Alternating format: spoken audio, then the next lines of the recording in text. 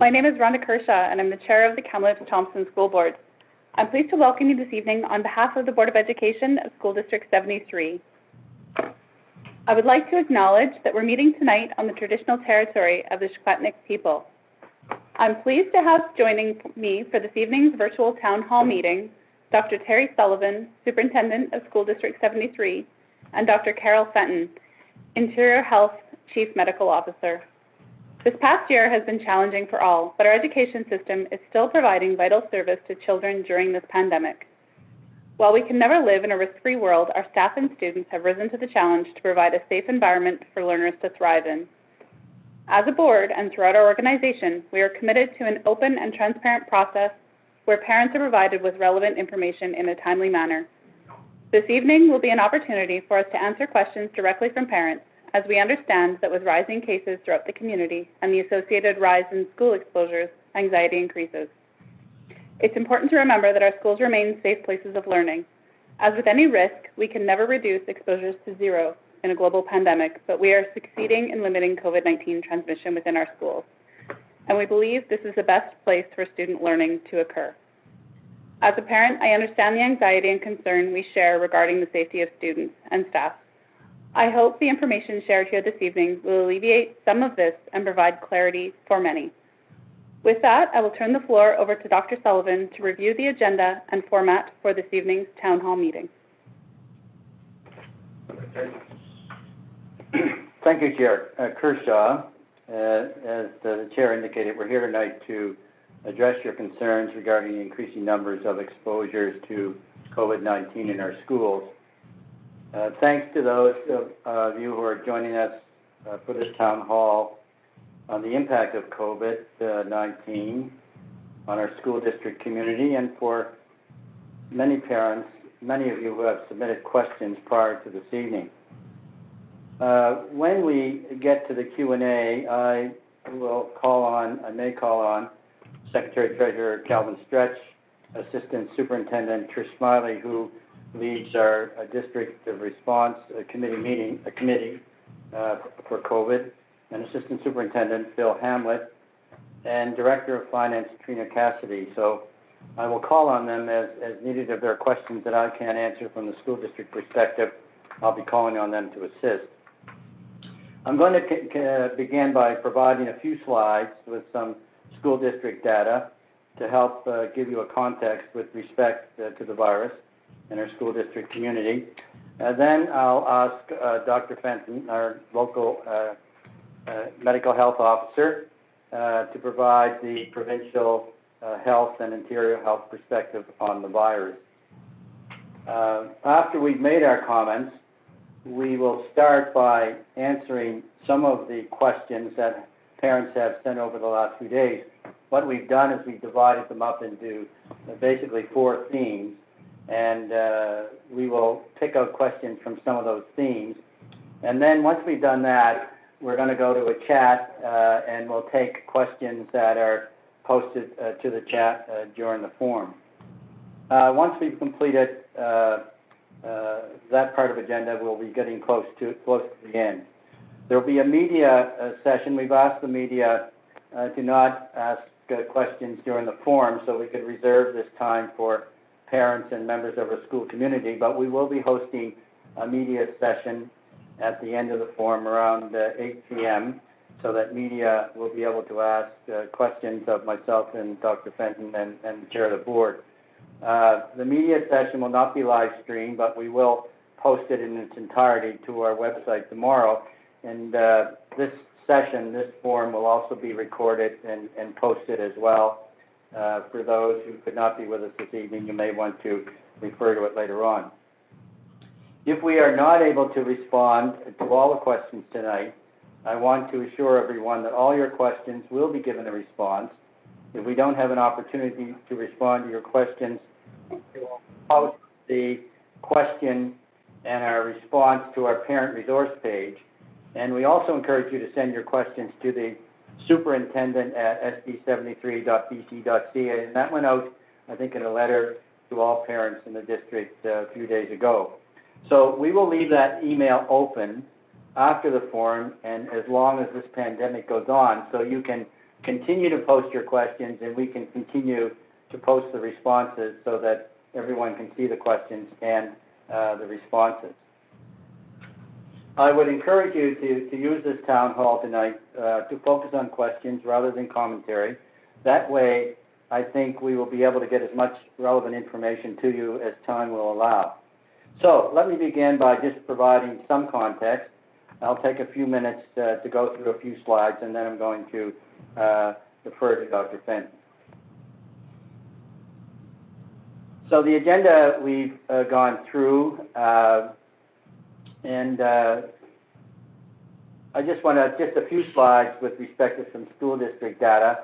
Now, we did not, it's kind of an overview as far as the district is concerned, and the reason for that is we have to be very cognizant of privacy issues and maintaining the privacy rights of people that are involved. And so I have to be careful in the way I provide the information so that I don't inadvertently disclose anyone that has the right not to be disclosed. And of course, we would not want to do that in any event as well.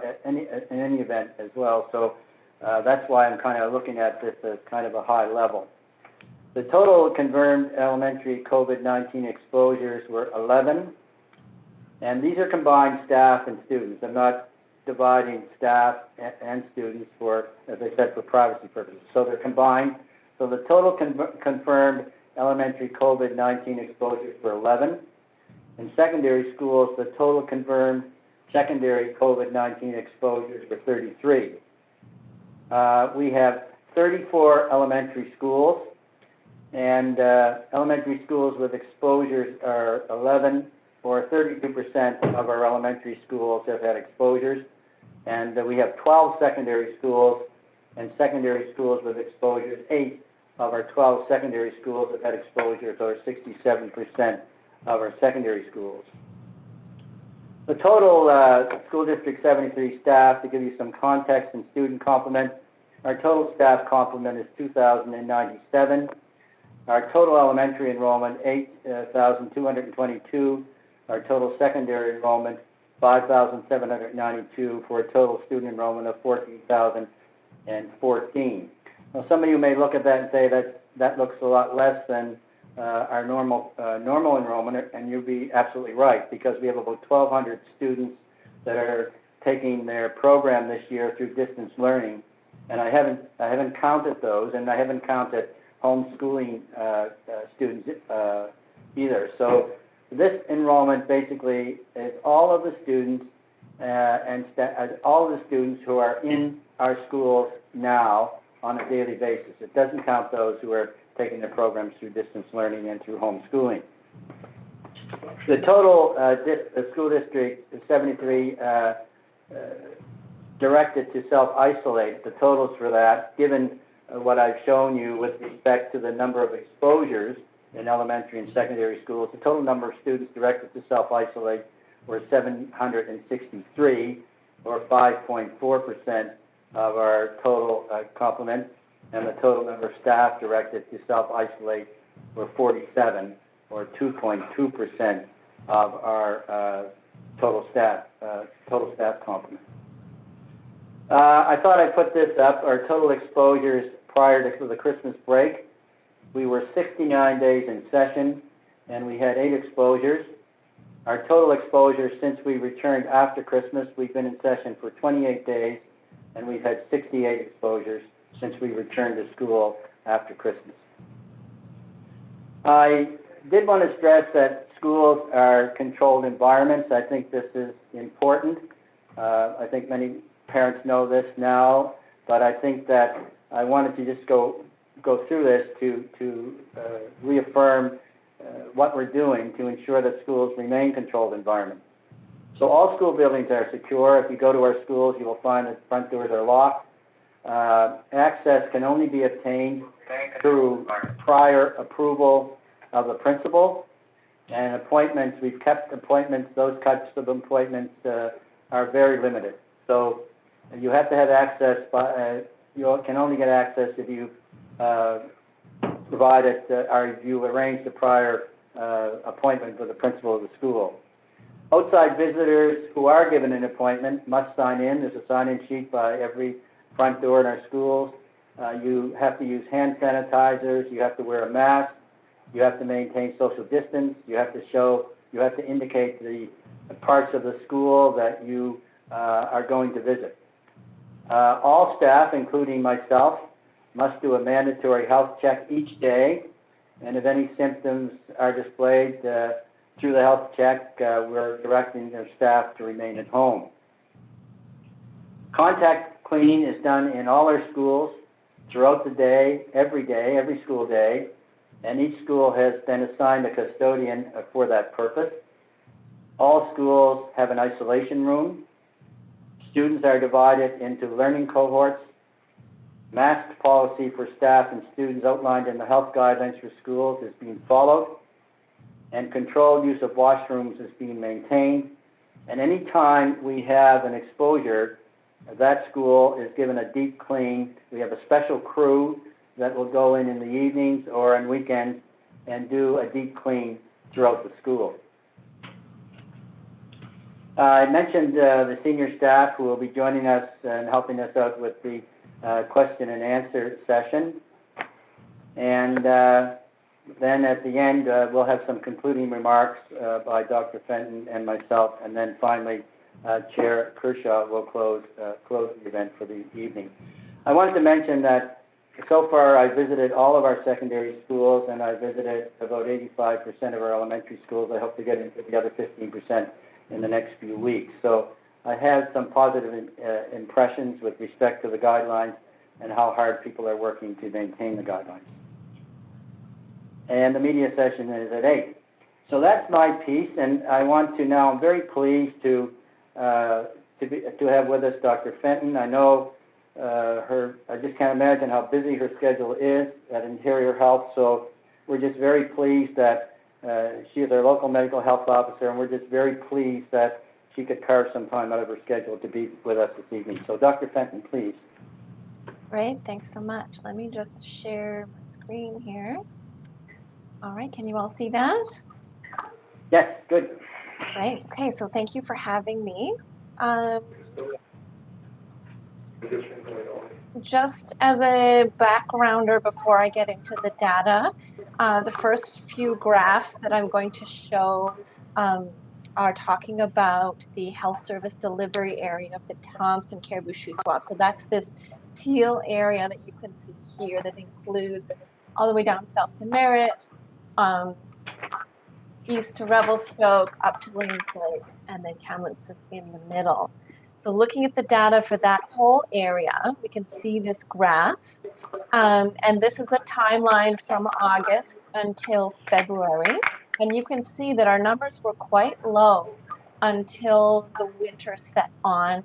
And then our numbers really climbed in January after the holiday break. And so you can see they've handily color-coded it for us. We were in the orange, we went up to the red, and we're coming back down to the orange now. Comparatively to the other regions in the interior, we are in the Thompson Caribou Shuswap, which is the bottom right-hand graph. You can see that right now we have the most activity in the region, whereas the other ones, the Okanagan had a spike earlier in December, and you know, they've come down since then. So we have the most activity in the interior currently. This is a graph zooming in on the local health areas, or not a graph, a diagram of a map, and it's color-coded for us. So the really dark colors are the highest rate out of the average daily rate per 100,000 for the local health area. And then the actual number, so you can see 161, is the number of cases, and that's not tied to population density. So you can see as a rate, you know, we've had the highest numbers in the last, this is, I believe this is over the last week. Our rates have been highest in Merritt and Revelstoke, but Kamloops is quite a high rate, as you can see from this dark brown color. This, and I put the QR codes here for the BC CDC website that I pulled this data from, so you can quickly access that. So here we have the COVID-19 case distribution by known age group in years and their episode date. From March to January 30th. So not including this past week because it takes time to create these graphs. But what you can look at here is that the youngest age group, our school age population, are this really light blue color, the darker blue, and this light green at the bottom. And you can see compared to all of the other colors, our school age population makes up a very relatively small proportion of our COVID-19 cases. And so we're keeping an eye on that. This is the same data, but rather than in that proportion, it's a line graph for incidents per 100,000. So it's corrected for the relative proportion. And so we're looking at our colors here, the same colors. So we've got under age of 10 is this sort of light blue color, and we're down here. 10 to 14 is this more saturated blue, which is there. And then 15 to 19 is this light green right there. So again, still towards the bottom. I made this diagram, and I apologize in advance that I am not a graphic designer, but I made it in response to a question that I get really often from the school population. And it's why if my child was exposed in school, am I getting the notification, 5, 6, 7 days later? So this is just an illustration of the timeline of what happens when we have an exposure at school. So if you see here, day 1 is when a child or a staff member or a teacher is exposed. And on average, we know that the median incubation time for COVID-19 is 5 days. So usually we count 1, 2, 3, 4, 5, and that's usually when symptoms appear. So this day 5 is when the child or the staff member would do their self-screening, or they would start to feel off and they would self-isolate and avoid the school environment. But out of what we know from the virus, as well as out of an abundance of caution, we count the 48 hours prior to symptom onset as being included in the period of communicability where there is a chance that they could pass the virus on to someone else.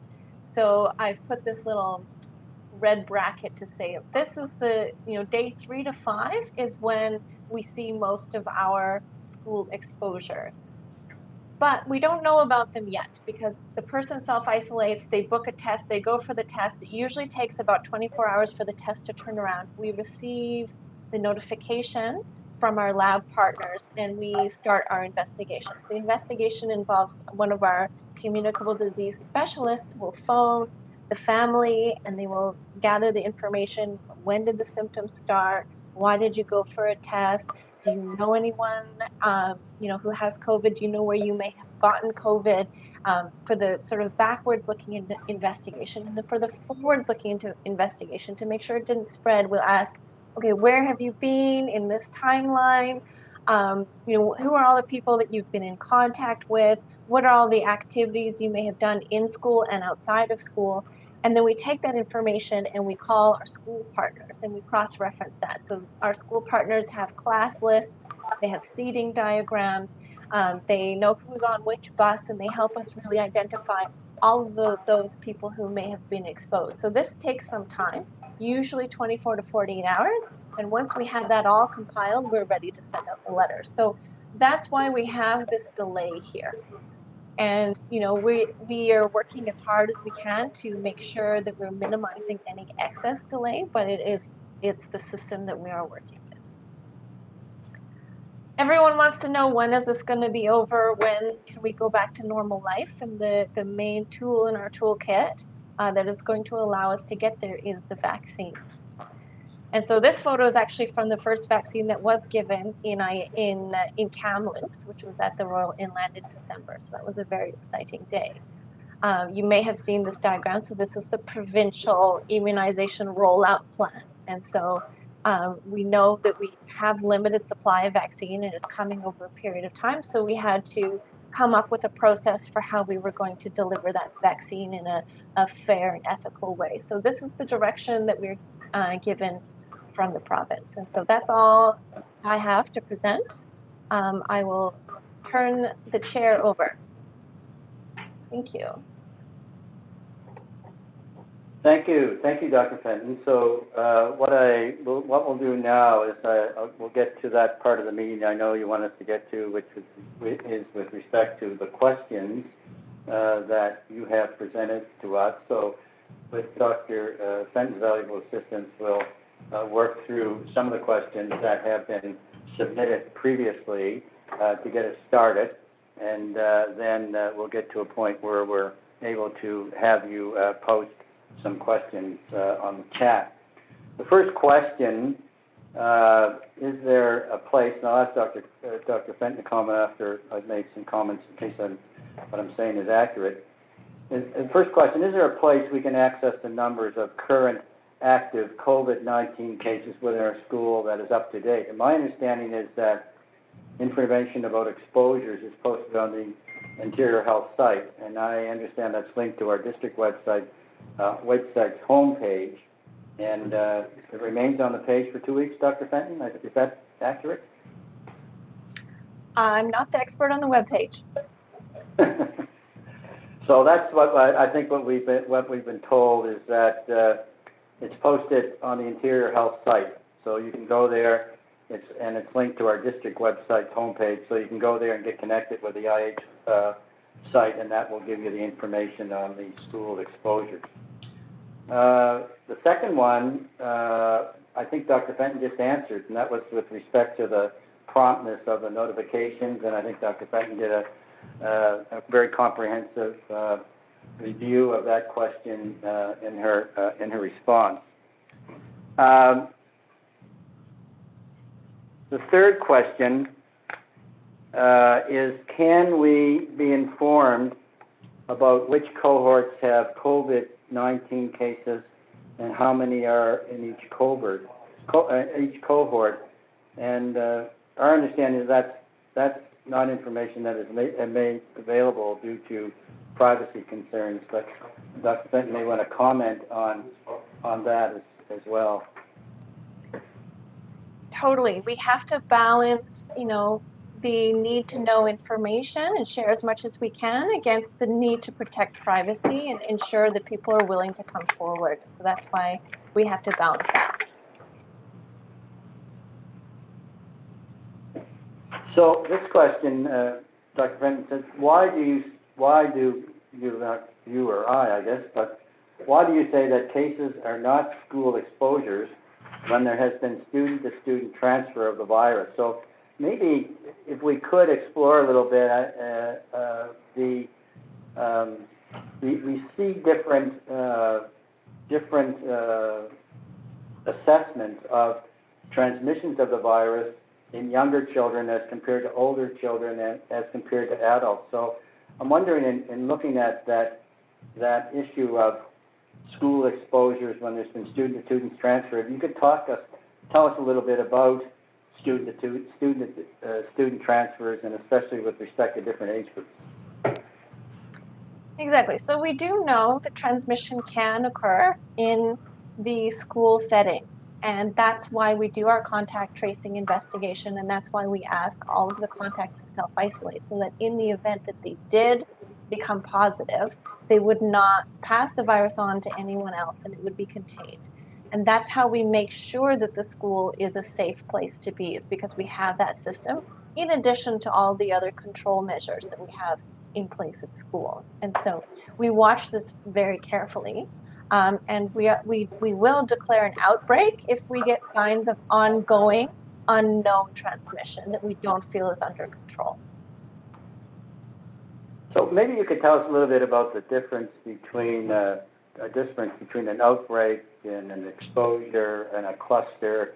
I know these are terms that we hear a lot about, and I was wondering if you could explain a little bit the differences among those three terms. Yes, exactly. So an exposure is exactly what I described in that timeline example, where we know that someone has attended school during their infectious period. they were within proximity to other people, and then those other people were exposed. So we would call that an exposure event. And, that may or may not lead to additional cases, but as long as those contacts complete their self-isolation without passing the virus on any further, there's no need for any additional steps in order to make sure that everyone else is still safe at school. So that is an exposure. An outbreak is when we know that there's ongoing unknown transmission. We don't know where it's from. We need additional resources to investigate. We need additional resources to implement in the school, like enhanced cleaning or enhanced barriers or more space to prevent this transmission from happening. And as far as I'm aware, we've only had to do this once in IH, is declare an outbreak. A cluster is somewhere in between where we've had some transmission. We need additional resources, but not to the extent of the outbreak where we may not need to activate as many resources to keep that under control. Great, thank you. And what about the transmission rate? I know there's a difference, isn't there, with respect to young children and older youth in our secondary schools and adults, and I was wondering if you could comment a little bit about that, because I know some parents are saying, why don't we have a mandatory mask policy in elementary schools and we have a mask policy in secondary schools and so on? If you wouldn't mind commenting on that as well. Yeah, it's been very interesting to see in the data that the vast majority of transmissions we see at a population level are driven by the adults. And that's why, we're much stricter in adult workplaces with masking. And, we're very careful that when we see increased transmission, if we suspect something's going on in a school, we look at the rate of infections, the rate of exposures in the school, and then compare that to what we're seeing in the surrounding community. And every time we've done this, we've seen that usually the exposure happens from an unmasked adult at home or in community, and then we see the exposure in school. And so we know that it's transmission in community that's driving these exposures. Thank you. Thank you. The next question, it says, if a teacher has an exposure in their class, shouldn't they self-isolate too? So I know we always tell everyone that the people that determine whether people need to self-isolate and do the tracking that's the responsibility of Interior Health, but I thought I'd ask you to comment on that as well. Yeah, so each assessment of contacts and exposures is done individually on a case-by-case basis. We look at the information we have about how much contact that teacher had with the case, whether or not they were wearing a mask, how far apart were their desks, what was the nature of the teaching. We take all of that into consideration when we decide whether or not someone is exposed. If we decide that they were exposed, then they do have to self-isolate. Yeah, and one of the things I've said throughout when I've been asked by parents is that our reference point, and certainly my reference point, is always Interior Health when it comes to these issues. We are our technical core is teaching and learning. It's not health, and of course we defer to as we rightly should to the doctors and nurses that are in health that are in the Ministry of Health. To provide the advice that we need to help us through this. So I know that only Interior Health can do the tracking and declare the self-isolations and so on, and that's way beyond any expertise that we would have as a school district. I do want to say, though, we've been working daily, and I mean daily, 7 days a week, with the people at Interior Health. We've had great support from the people at Interior Health, and our staff have been certainly working, and that's Saturdays and Sundays as well, especially since Christmas, with Interior Health, who are also spending those days to help us through this. So I just want to introduce that into the conversation. The sixth question is, what is being done to protect the small outlying areas that do not have a lot of COVID-19 exposure, to make sure that SD73 staff are coming from the city of Kamloops into these areas and not spreading the virus? I can only say what we're doing as a school district. So if we have staff that are coming out from the district office or are coming out from the Henry Grove Education Center or from maintenance or any of those areas to work in schools, they have to follow the health guidelines. So what I described in one of the slides that I showed was that anybody that's coming to a school has to, when they enter, they have a sign-in sheet, they have to wear a mask, they have to sanitize, they have to say where they're going in the school. So those guidelines apply to staff, staff external to the school, just as they do to anyone who was visiting the school and made an appointment with the principal. So all visiting schools, all visiting members of staff to schools have to follow the guidelines.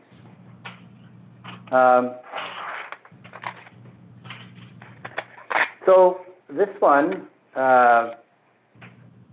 Dr. Fenton, I'm sure you've heard before, and I know it's causing some anxiety with parents, but the question is, will you close schools for 2 weeks? We closed schools previously, even with no cases in Kamloops. Now with numbers increasing in the community, the schools are being kept open. Why? So go ahead. Go ahead. This is a little bit beyond my expertise too, so I would certainly defer to your good advice. So the reason why schools were closed earlier in the spring is because we didn't know very much about this virus, and we needed to be extra cautious to protect our communities and do what we felt needed to be done. We were able to learn over the summer, more about the virus, how it was transmitted, what control measures were likely to work, and we implemented those in partnership with school districts. And they submitted their safety plans. We worked together, and we created all of those conditions that Dr. Sullivan outlined that make schools a controlled environment. And we know that it works. That data that Dr. Sullivan showed that less than 8% or 5%, I believe, were the statistics of the students in the school population in this school district has had to self-isolate as a result of an exposure. So that means, that signals to me that we aren't having a high rate of exposure and the schools are a safe place to be. And so that's really important to keep in mind. On the other hand, if we see ongoing transmission, if we see an outbreak that we're not getting under control, we will close a school if we have to. It is within our power. And there are some businesses and some other establishments that have had to close, not because of transmission and safety risk, but because too many of their staff had to self-isolate to run safely. So that is the most common reason why a school or a business would have to close due to COVID. Yeah, and that's a good point. I think I heard Dr. Henry say at one point that I was only aware of one public school closure since this began. I think it was down in the lower mainland. There may have been others, but I'm certainly only aware of one. And that was a case, I believe, where there were some operational issues with the ability to be able to staff the school. And I know when looking at it from an operational point, of course, we would only close a school for health reasons on the advice of Interior Health. I have some power to close schools, but I think there's some confusion around that because, if there's a water main break or there's a power failure at a school or we have a snowstorm and the buses can't run, then I have that authority to close schools. But when it comes to health, of course, we would always follow the direction and advice of medical health officers with respect to that. So there's different responsibilities with respect to school closures, but we always defer to health. Now, if we had a situation, for example, just to follow up on Dr. Fenton's point, if we had a situation where we had so many teachers sick and we couldn't provide the substitutes that were necessary to operate the school safely, then that's kind of an operational issue where we would consult with Interior Health with respect to the closure of the school. So it's just the ability to operate safely in that particular situation. I think that probably where we would consult, and we might have to do that. But we haven't reached that threshold. For us, we haven't reached that threshold. And when we look at the actual numbers of exposures we've had, and we relate that to the number of people that had to self-isolate, that says to me that interior health advice is really being very cautious with respect to anyone that might have had any possible exposure to the virus. So we have very significant numbers for each case. Sometimes for one case we have very significant numbers of people that have to self-isolate. So it looks like they're being very, very cautious. And I just want to say too that it takes a lot of time. It takes a lot of work to do that tracking, but it is, I guess, much better that we be right than we be quick. It has to be done well, and so that's what we're doing, and it is being done well. Next question is related to that. Why are you saying that keeping schools open is a top priority when the safety of students and staff should be your highest priority? Well, as I said in the slide, I showed in the slide that, with respect to schools being very controlled environments, we believe that students are a top priority, and we really do believe that the safest place for students and for children and young people to be is in schools because of all the controls that we have in place. And we look at what's happened since the return at Christmas, so I do have some anxiety when I look at that data, what will happen after the Family Day weekend, and especially when schools across the province close during the March break. So, but I think we feel, and consistent with the advice that we've been given from IH, that we feel that we're working very hard to keep our environments safe for students and staff, and we do believe that that's the safest place for students and staff to be. So it is our highest priority. The safety of students and staff is certainly our highest priority.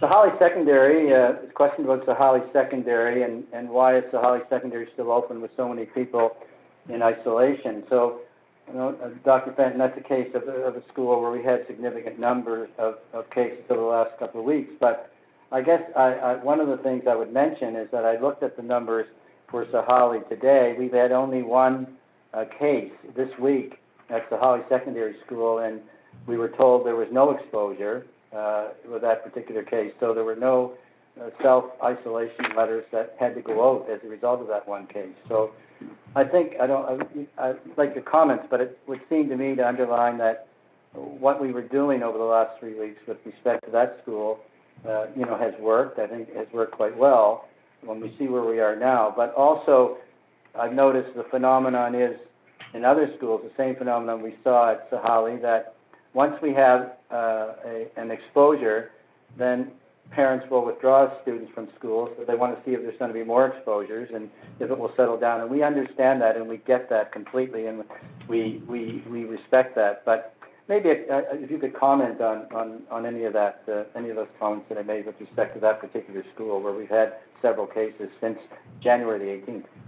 Yes, I'm very familiar because I was the one that was on call 2.5 weeks ago, and I believe I sent something in the range of 200 students home on isolation, and it was a result of our investigation where there were some phys ed classes involved where it was very difficult to determine whether or not some students were or were not exposed.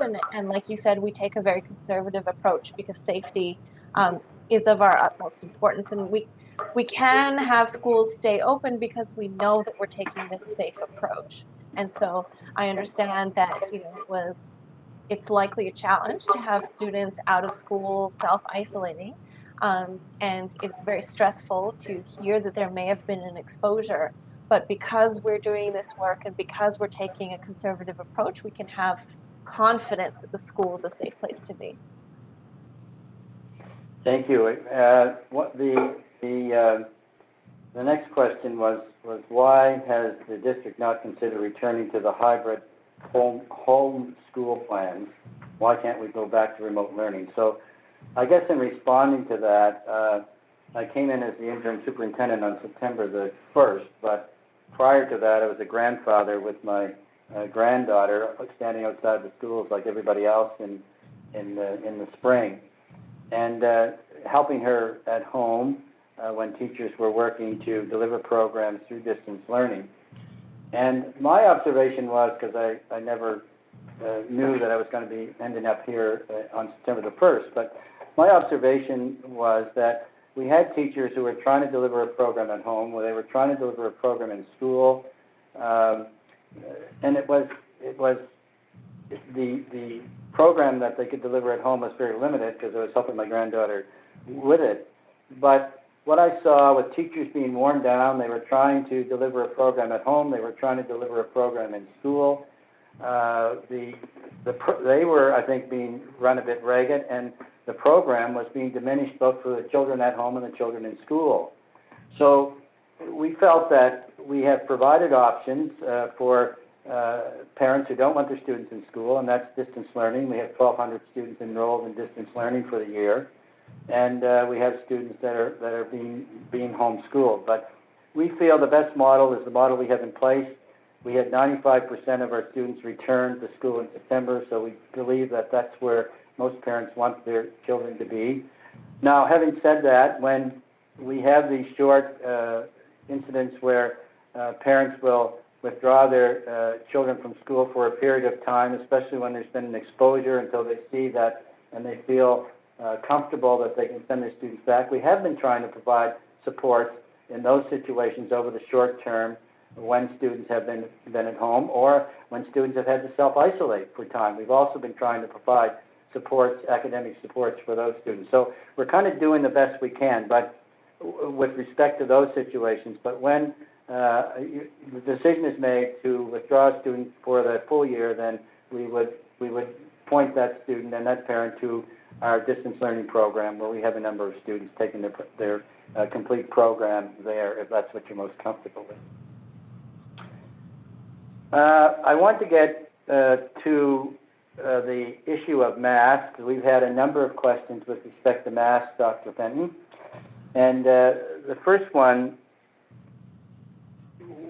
will the district outline the new expectations regarding mask wearing with staff? Would you feel comfortable in commenting with that? I know we have some guidelines for it, but I'm not the best person to interpret your provincial guidelines. okay, I have some notes that we made, and I'll go through those, and if I misspeak, please correct me. But will the district, well, all staff have been advised that all middle and secondary students and K-12 staff will now be required to wear non-medical masks in all indoor areas, including when they are with their learning groups. The only exceptions are when sitting or standing at their seat or workstation in a classroom, there is a barrier in place, or they are eating or drinking. And for elementary students, wearing masks indoors remains a personal choice. So it's not a requirement that we have, but if parents want their children in an elementary school to wear masks, that is something that is fine with us. So that's the guidelines as we understand them with respect to the wearing of masks. So what we saw with respect to the guidelines last week that we went through was it wasn't any really radical changes in the guidelines. It was more an enhancement of the existing guidelines that we received. And just this one, again, I guess we get back to that age trajectory, but please explain why masks are not mandatory for all students K-12, and why schools are not providing 3-ply masks, the recommended guidelines to keep students safe. Dr. Fenton, would you like to comment? Yeah, so bringing us back to your last slide on how schools are already a controlled environment. We know, from what we know about the virus and what we know about infectious disease in general, is that, we have a number of tools in our toolkit, and masks are only one of them. And masks are imperfect, especially for children who may not wear them appropriately. And remember, when you're wearing a mask, when you put it on, you can contaminate yourself, and when you take it off, you can contaminate yourself. And so it's really important to wash your hands both before and after touching your mask every time. And so, it's not an intervention without risk. And so it's not a silver bullet, and it's not without risk. The other ones, the distancing, minimizing contact through cohorts, having barriers, these other measures all also add layers of protection, but have less risk for the user. And so we need to be very diligent and judicious with our tools. And so, for a variety of reasons, we've wanted to enhance protection as much as we can, but we need to keep in mind that it's not the end all and be all, and it's not without risk. And so we're trying to balance and get the best of both worlds. Yeah, and so I guess the masks are only effective if they're used in conjunction with all of the other guidelines being applied, correct? Yeah. By themselves, they're not seen as particularly effective. They have to be used in concert with all of the other guidelines that we have going in schools. And for younger children, I think there's just a lower rate of transmission, is there not, among younger children.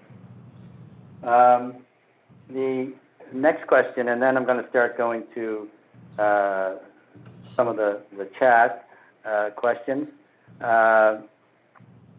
And I did another question about how will masking while not sitting be enforced, and I think that would be, we have the guidelines, and we would expect our administration and staff in the schools to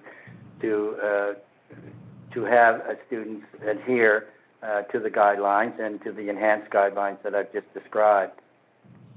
So this is from Facebook.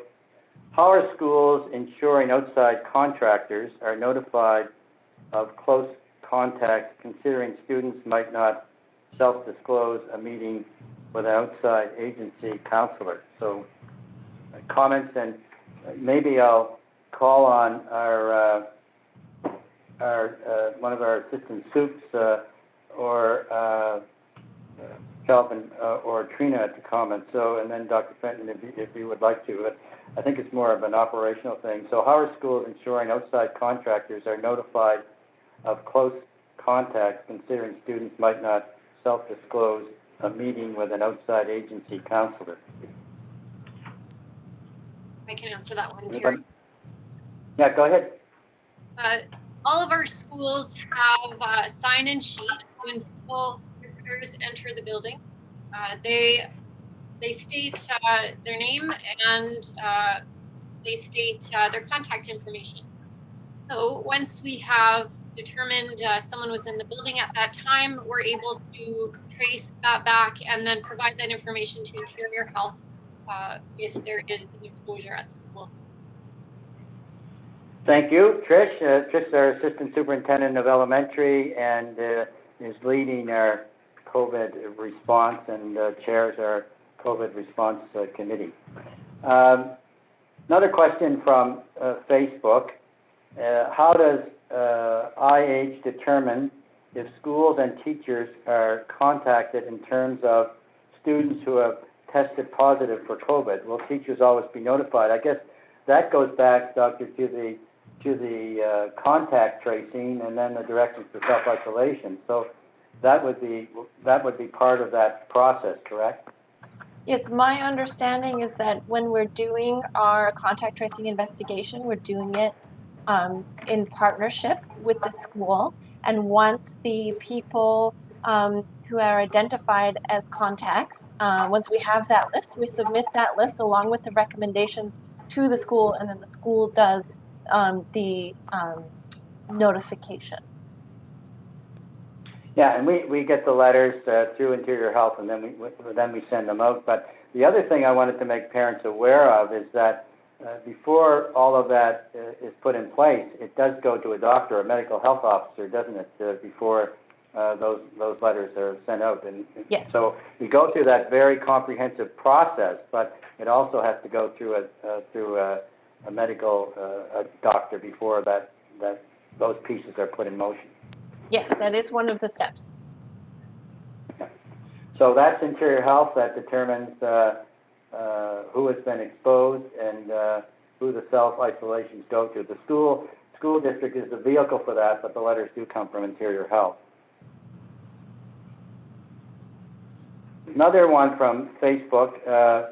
What are the protocols around substitute teachers? Are they traveling around to any school within the district, or only have a limited number of schools they can fill in at? So that's an operational issue. So maybe Trish or Bill would want to comment on that.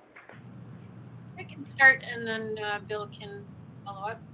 Our itinerant staff, our TPOCs, are able to choose whether or not they want to work at one building or several buildings.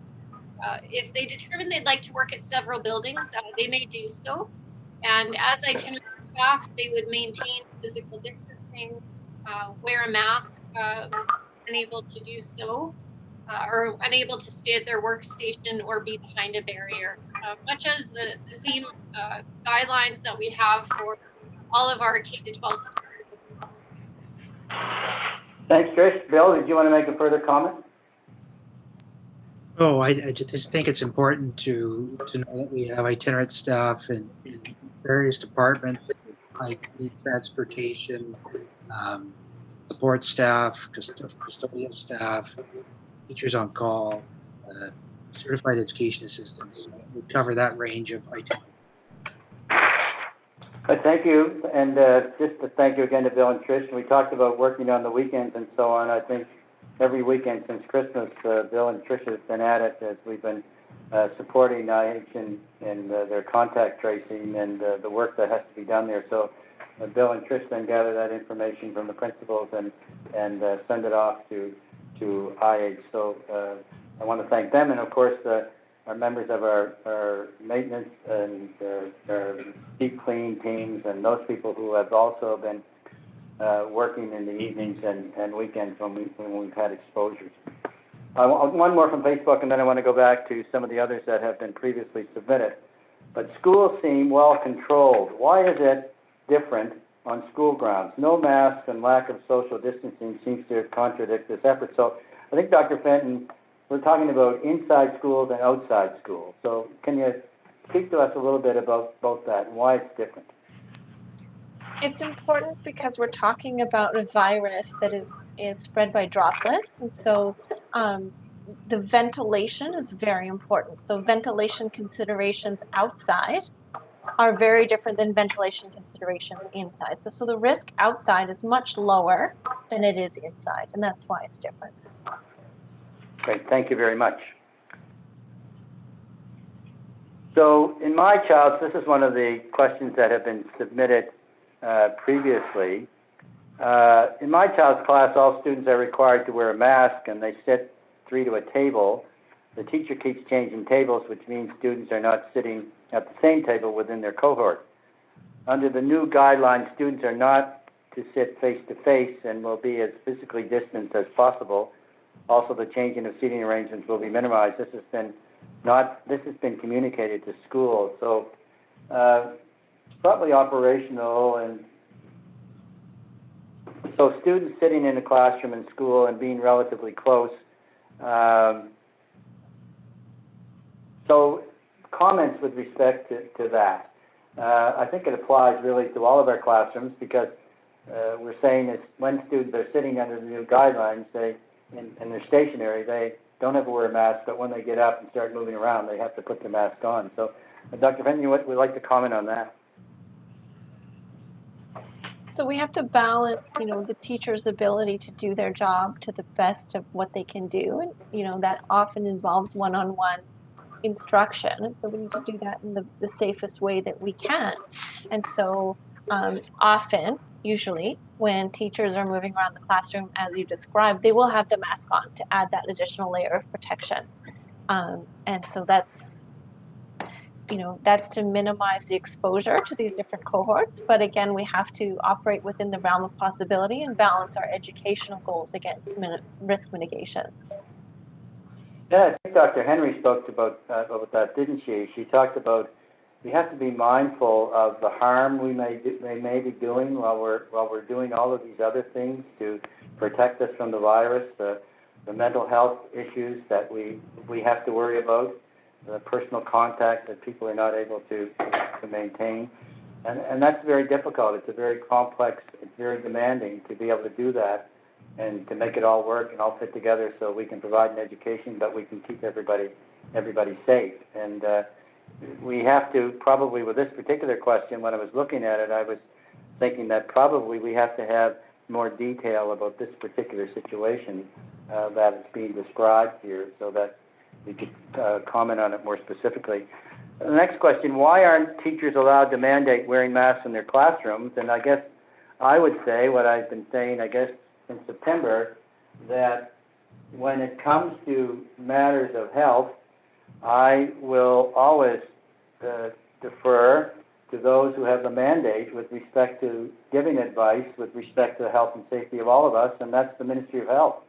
And they have the legal mandate to give that advice and have to accept the responsibility for the advice that they give. So that's not our technical core, and so it's health that will determine who should be wearing masks and when they should be worn and so on. That's not, and I've looked at actually the legislation with respect to that, and it's clearly not within our mandate. It's the mandate of the Ministry of Health.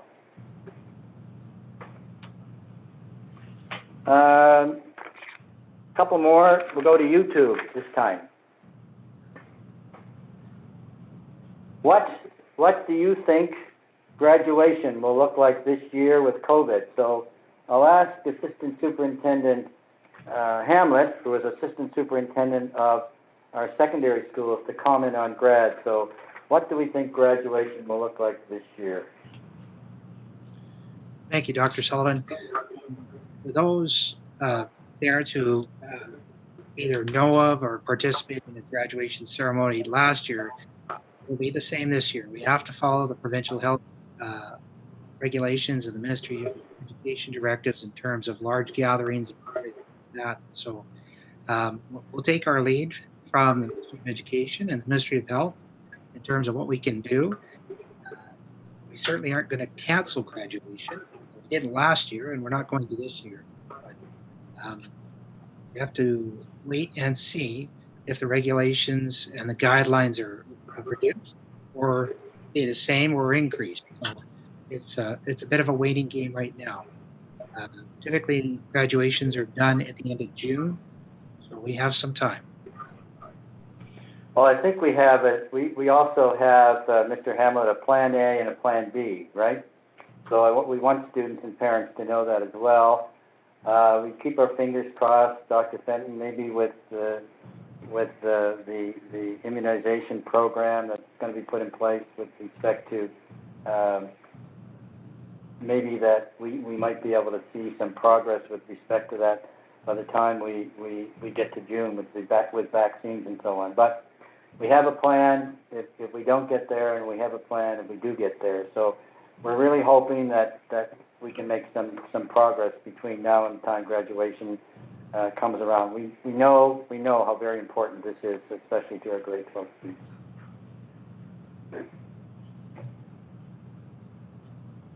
So a question, I guess, Dr. Fenton, for if you could help us with this. When a student is provided a quarantine letter, I guess that would be a self-isolation letter, why is their family or people they live with not also asked to quarantine? That's a very excellent question. And the reason for that is because we know that only a small proportion of people who are exposed ever become cases. And we're just, we cast our net broad in terms of self-isolation out of precaution because we don't want to miss any. But most of the transmission that we do see is, at the household level. So when you're in a small confined space for a long time, prolonged period of time with someone who is a case. The reason why the family doesn't need to self-isolate from the contact is because most likely that person will not become a case, and then they will finish their self-isolation and they will return to their normal life. The family and the contacts of the person who's been asked to self-isolate from an exposure will only have to self-isolate if that person becomes a case themselves, and then they will become contacts themselves. And so, if you want to be really cautious and reduce the risk of that, you can self-isolate from each other following that exposure, but it's not mandatory because the risk is relatively low. Okay, thank you, Dr. Fenton. Question with respect to how our teachers, are they doing okay? This has to be stressful for them.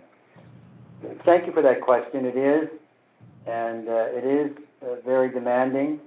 And people everywhere at all levels of the system and our classroom teachers have all been working very hard. This has been going on for a long time.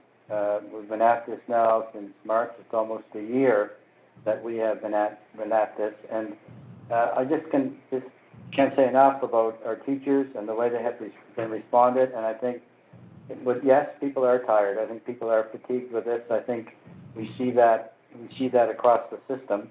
And we just try to do the very best we can to support teachers in every way we can.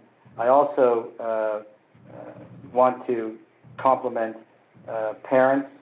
We've had outstanding support from our parents throughout. The parents have been great. They have been patient. They've been very supportive, especially when we've had exposures in a number of our schools. So I think I appreciate the question because it is a recognition that it is stressful, it is very demanding, and people are working very hard to do the best they can under these circumstances.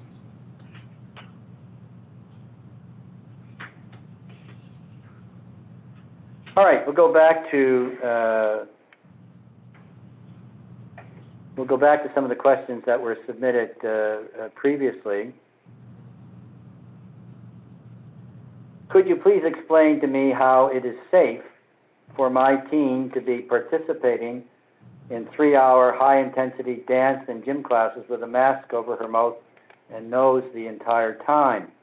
So maybe I'll ask Mr. Hamlet basically to talk about the structure of phys ed classes, and I'm assuming with a mask that it would be a secondary program, but just to comment with respect to how we are going about delivering phys ed classes during COVID, and then maybe if Dr. Fenton would like to make any supplementary comments, I'll ask Dr. Fenton to do that. So this is high-intensity dance and gym classes. Mr. Hamlet, how do we go about delivering that? Certainly. So with the updated guidelines that came out this last Friday, and we have specific information with regards to this. So physical activity should not include prolonged physical contact or crowding. Examples of should not be done would include things like wrestling, unit partner dancing, for example. For middle and secondary school students, high-intensity programs, those are activities that increase respiration rate, should be moved outdoors where possible, or replaced with low-intensity activities indoors, and would be include physical distancing, a 2-meter distance between participants. Students are required to wear a mask during low-intensity activities. So physical distancing trumps masks, but those are the guidelines that have came up on February 4th. But the actual delivery of, well, I guess the phys ed program and the various activities that take place in a phys ed program have changed as a result of COVID, have they not? Certainly at the secondary level? Yes. So an example of typically in a high school program, and I've mentioned wrestling as an example of a unit that would not be done anymore. In our extracurricular activities, full scrimmage basketball and things, is not being done anymore. So the activities have to shift. In many cases, they would be outside to do any high intensity activities. With the recent cold weather, of course, class implement to be outside doing those activities right now, but our students physically distanced, which would mean that your structure of your PE class would have to shift or change. Yeah, and our interscholastic program has not been in place, have it? There's been no inter-school competition since COVID. That has all ceased. We have limited intramural programs. So I don't know if that answers the question or not, but it gets back to the point we were making earlier, that we kind of can cease all activity, all physical activity, especially in high school. We're kind of doing the best we can within the guidelines to maintain social distancing. We've reduced the number of high-intensity activities. We eliminated some games altogether, and we've eliminated interscholastic activity. So we're trying to certainly use the guidelines in the way we deliver it. But Dr. Fenton, if you would like to comment, please do so. Exactly. So, I might be repeating myself to death, but we have to balance the benefits from all of these educational activities against the risks. And so, as described, there are recommendations for how to do things safely, primarily outdoors for any high intensity thing to, enhance that ventilation and reduce the risk of students breathing on each other. And, unfortunately, we have to cancel, activities that increase interaction and increase contact. So, school sports that compete against each other can't happen this year. But we want to maintain physical activity in general for both its physical and social benefits, as well as mental health benefits. So we're trying to balance the risks against the benefits. Thank you, Dr. Fenton. So why, another question, one of the questions that was submitted earlier, why are masks not mandatory on a bus? Why are students taking the bus with other grades who are in different cohorts? So my understanding, masks are mandatory for middle and secondary students.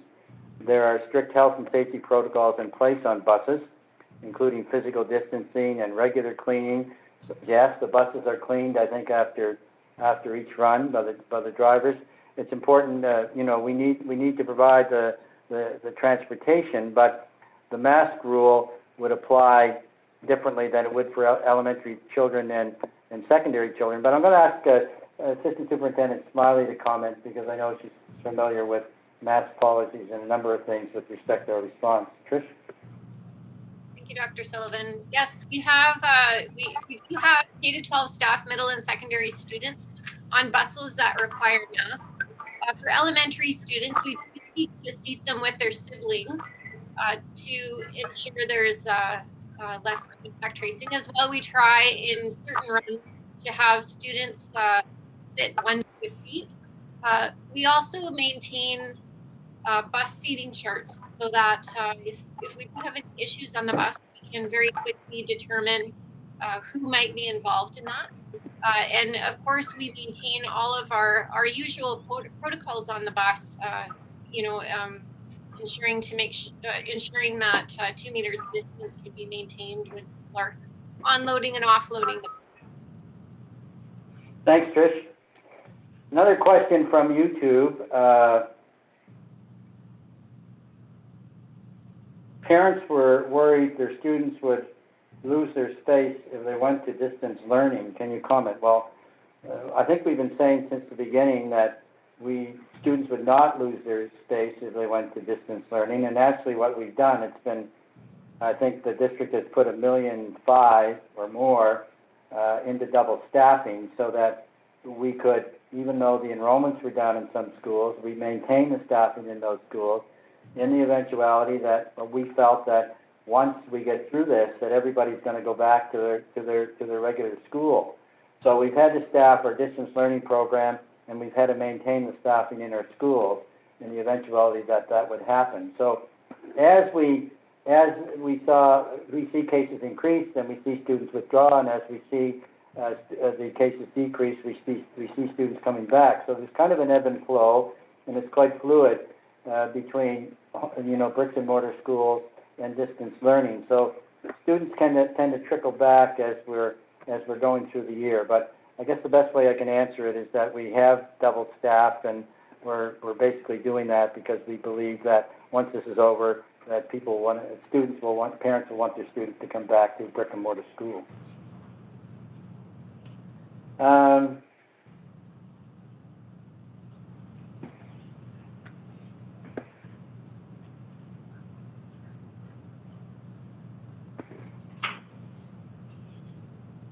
So please clarify, it was not clear why schools are not providing 3-ply masks versus 2-ply. Can you comment on, Dr. Fenton, on 3-ply versus 2-ply? So yes, so the best masks, so the medical grade masks have certain standards that they have to adhere to, and whether or not they meet that criteria determine whether or not they're considered medical masks or not. The non-medical masks have different construction, and according to the federal government and other evaluation that I have seen, they're on a spectrum of effectiveness. And so, some things like just wearing a buff or a thin piece of jersey can actually be worse than wearing no mask at all, because one thin layer of fabric can actually break up the droplets as they come out of your mouth and make them smaller, and smaller things travel further in the air. So that can actually be worse. But as you add more layers, so 2 layers of cotton is better than 1 layer of cotton, and 3 layers of cotton is better than 2 layers of cotton, and 2 layers of cotton with a layer of polypropylene is better than 3 layers of cotton. So it's a spectrum. And so in general, you use the tools that you have. But again, remember, the mask is only one tool in our whole toolkit, and it's generally the least effective one. And so I think the amount of focus that we put on masks compared to all of the other prevention measures that are really, really important, we lose perspective on that. And I think one of your colleagues in Interior Health said last week that sometimes we spend 90% of the time on the 10% of the issue, which is masks. So it has to be, as you said earlier, it really has to be done in conjunction with all of the other guidelines. And alone, it's been indicated that it's not effective alone. It has to be done in conjunction with all of the other guidelines being applied. So 2 questions for you, Dr. Fenton, here. Because why has there been no public health message recommendation that everyone take vitamin D supplements? So that's certainly not in my skill area for sure.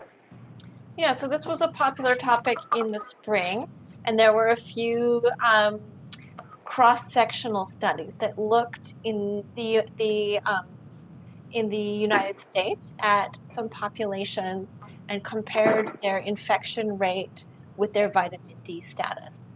However, we have not seen any controlled trials where they gave vaccine or gave vitamin D to people and saw any prevention. So we have not seen any evidence of any protective effect.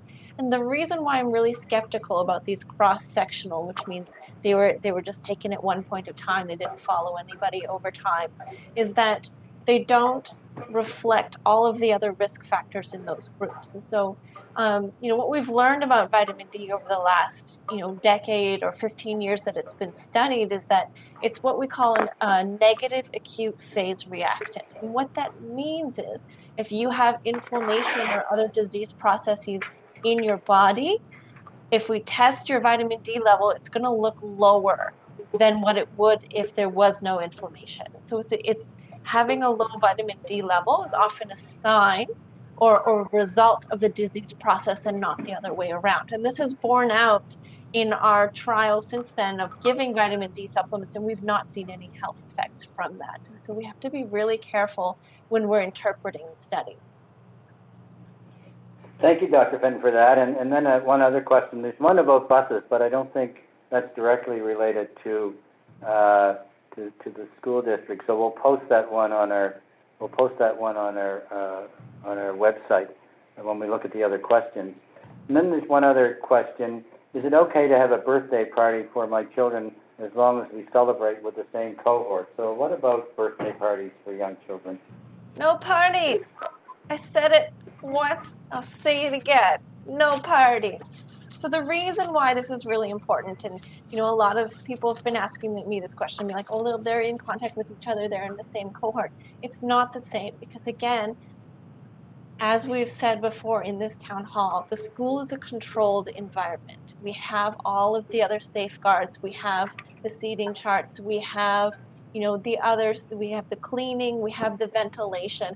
We have all of these levels of protection that are just not there in, community and household spaces. And so it's really important that we keep that in mind. And that is why our public health recommendations are not to socialize with anyone outside of our household at this time.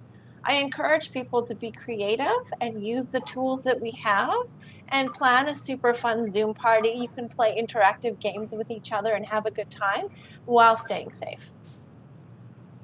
Thank you, Dr. Fenton. And the next, question, and thank you for that very clear response to that particular issue. I know it's difficult, but that's the answer that one the health has to relay.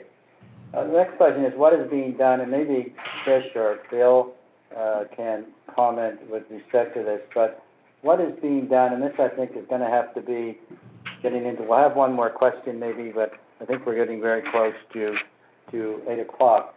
But what is being done to support our children with the added stress they are under in regards to COVID? And maybe, Trish or Bill, you could comment with certainly the support staff that we have in place and the work that they are doing in school generally. So maybe Trish first and then Bill. Dr. Sullivan, yes, we have put a great deal of focus to this pandemic and the trauma it may cause for our students. We've spent some time providing training to many of our staff on trauma-informed practice in the classroom with the hopes that that trickles down to our students. As well, we have a number of supportive staff that are able to respond if a student does have needs or is experiencing stress. We want this time, we know our staff and students experience just such an added overlay on top of what is, a normal life stress. We have this COVID on top of everything. So we know people are experiencing additional pressures now. So we want to make sure those pressures are reduced as much as possible. For our Indigenous students and families, we've taken particular focus in adding a number of supportive staff that are able to provide counseling and outreach to families. And we know that's a very important time as well, with a needed cultural lens and focus. Bill? Yes, thank you. Thank you, Trish. Bill? In all of our secondary schools, we have counselors based within the schools, so parents could phone to the school if they need additional support. We have counselors available. Certainly in those schools where there have been exposures, the staff know those exposures, and they, we have to have an attitude where there's no stigma for any students that are going out. We need to be accepting, we need to be kind, we need to look after each other, we need to be caring, and that message has been provided. Thank you, Bill. We're getting very close to 8 o'clock, so Dr. Fenton, just thank you very much for doing this with us this evening, and I just want to ask if there's any final comments that you wanted to make. I think I just want to reinforce the key points from this evening is that, schools are a controlled environment. We monitor the data very carefully, and we see that it is safer in school than in community. And we know that being in school has many benefits for individual students and their families, and we want to keep it that way. So thank you for being our partners on this. Thanks a million. Thanks a million, Dr. Fenton. So also, before we finish, I would be remiss if I didn't single out and thank the staff from all levels of the school district and the Interior Health Authority for their professionalism and skill, who just press on 7 days a week. They just continue to provide safe and healthy environments for our students and staff. But as the pandemic continues to evolve and we learn more about its behavior, our school guidelines must evolve too, and so we'll continue to work with Interior Health to obviously to do that. So I want to reiterate that if we can get to your question this evening, we will be responding, although I think we got 90% of them. We will be responding and posting that to our website. If you have a question that was not addressed, please email us at superintendent@sd73.bc.ca, and we'll continue to add your questions to the resource page for as long as the pandemic continues, and we will activate the media Zoom in a few minutes. But before we do that, I want to turn things back to Chair Kershaw for some closing comments. Thank you, Dr. Sullivan. I would just like to echo Dr. Sullivan's thanks to staff at all levels in both Interior Health and at School District 73. I'd also like to include him in that thanks. I think that at this time, everyone is working very, very hard to make sure that schools stay a safe place. We've heard some really good information this evening, and I hope you've all enjoyed it as much as I have. I appreciated the abundance of information that we shared tonight. I would remind you that if you want to come and listen again, you know, this will be posted on our website and our Facebook channels. And if we didn't get to your question, that we'll be answering those also. On behalf of the Board of Education for School District 73, I would like to thank Dr. Sullivan and Dr. Fenton for taking the time this evening. And I would like to thank all of you for joining us, and I wish you all a great evening. We're just going to hang on for the media session. Thank you, everyone. That's all.